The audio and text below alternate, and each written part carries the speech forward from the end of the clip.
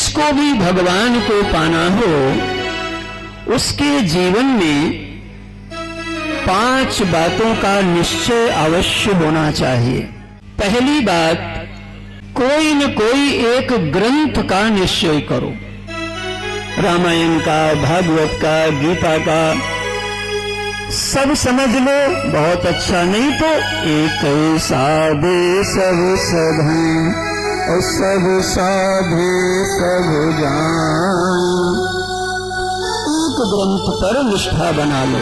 रामायण जी पर, भागवत जी पर, देवी पुराण पर, शिव पुराण पर, गणेश पुराण पर, जिस पर तुम्हारा मन विचार करता हो।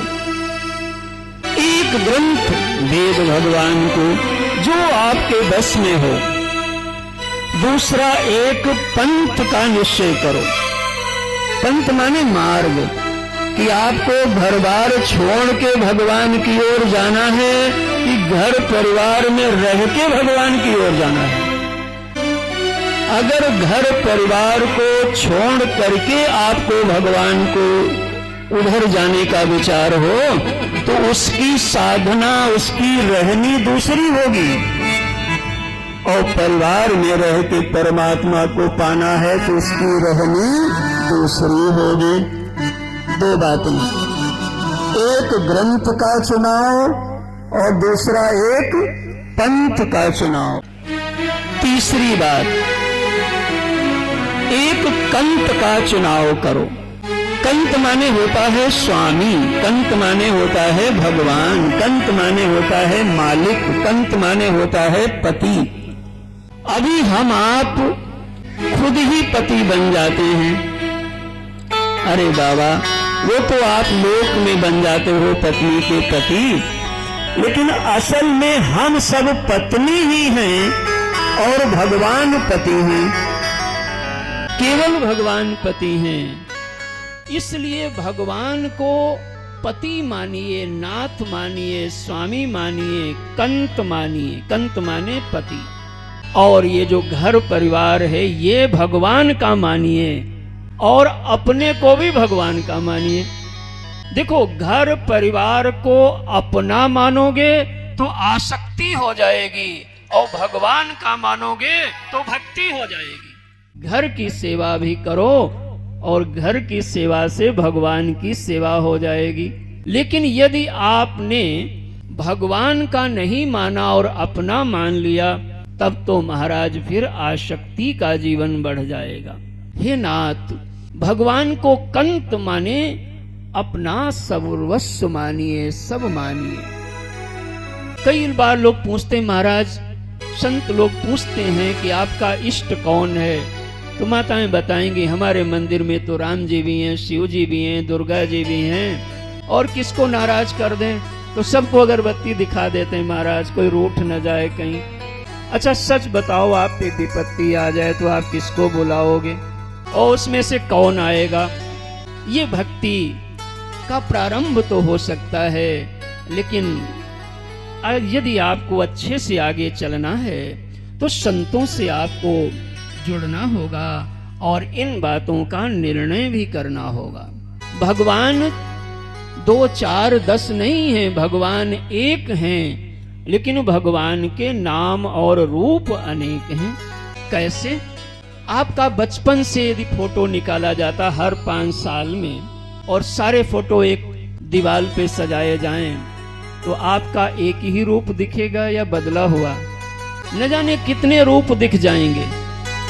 और तुम्हारा नाम अगर ढूंढा जाए, कोई भाई कहता है, कोई बेटा कहता है, कोई आपको अपना अधिकारी मानता है, कोई आपको कुछ मानता है, तो नाम भी आपके अनेक हो रहे हैं, रूप भी अनेक हो रहे हैं, लेकिन आप एक हैं। जैसे आपके रूप और नाम अनेक होने पर भी एक हो, ऐसे ही भगवान के रूप और नाम अनेक होने पर भगवान एक हैं। अब एक भगवान से निष्ठा बनाओ बिना डरे हुए। डरना नहीं कि राम जी नाराज हो जाएंगे, शिव जी को बना लिया तो। ये आदमी जीव की मानसिकता है, भगवान में ऐसा नहीं है। जैसे एक बेटी के लिए दुनिया में हजारों, जब तक विवाह नहीं होता हजारों वर दिखते हैं, लेकिन वो किसी की नहीं होती है, उसमें से उसका कोई भी नहीं होता। एक दिन उसका ब्याह हो जाता, यानी वरण कर लेती है, तो करोड़ों पुरुषों में, करोड़ों बच्चों में एक उसका दूल्हा हो गया और वो उसकी दुल्हन हो गई।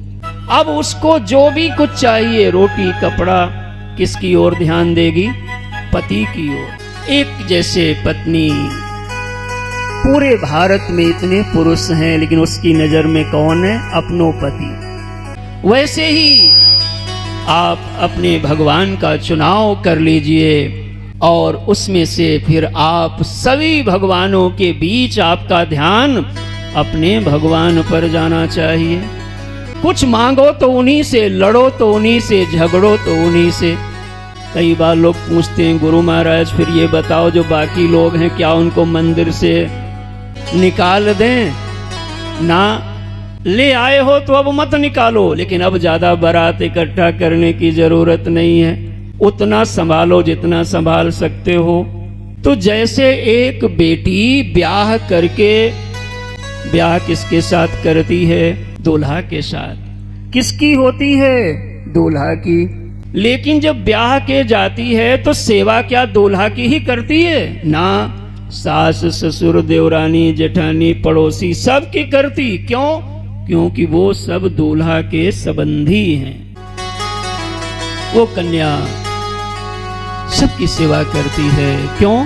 कि वो सब हमारे पति के संबंधी हैं। वैसे ही आप भगवान को एक अपना कंत मानिए, इष्ट मानिए, लेकिन आप सभी भगवानों को प्रणाम करिए, सभी को भोग लगाइए, सभी की सेवा करिए। तीसरा निर्णय, भक्त बनना है तो करो, उसकी चर्चा हो रही है, उसका नाम है कंत का चुनाव।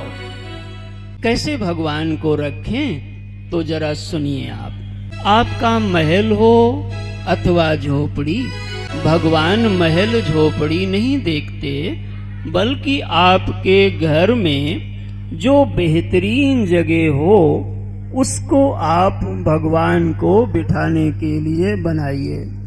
भगवान को जहां भी बिठाइए, पवित्र स्थान पर बिठाइए। सबसे पहला काम क्या करिए? भगवान को भगवान मानिए।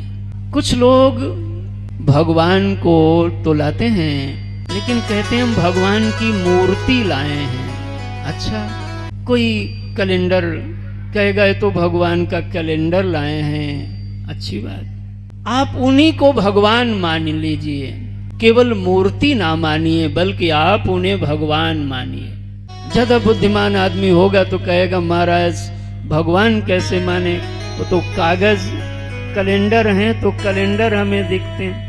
आप अपने पिता को कभी देखा है कि मिट्टी को देखा है? आप अपनी पत्नी को देखे हो कि मिट्टी को देखे हो? आप अपने भाई को देखे हो कि मिट्टी को देखे हो? जब आप छूते हो तो आप भाई को छूते हो कि पंच महाभौतिक देह को छूते हो? बोलो। आंखों से जो दिखता है वो पंच महाभौतिक देह है, लेकिन हम उसको मिट्टी नहीं मानते। क्या मानते? पिता मानते, माँ मानते, भाई मानते, महबूबा मानते, पति मानते।